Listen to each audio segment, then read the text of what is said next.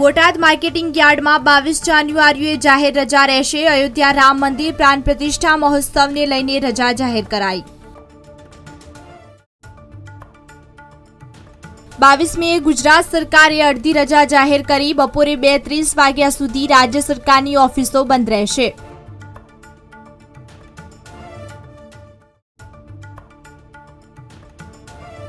રામ મંદિર પ્રતિષ્ઠા મહોત્સવ ઉજવણી। કચ્છના છેવાડાના લખપત સુધી ભાવિકો તૈયારીમાં મગ્ન બન્યા।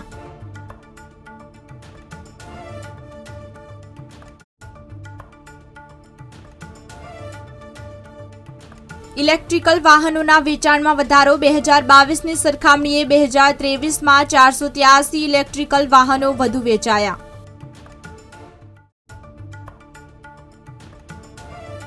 ગુજરાત યુનિવર્સિટીમાં રામ ઉત્સવના વિવિધ કાર્યક્રમો લોકોને ભક્તિના સૂરમાં રંગ્યા। 22 જાન્યુઆરી સુધીના અલગ અલગ કાર્યક્રમો જાહેર।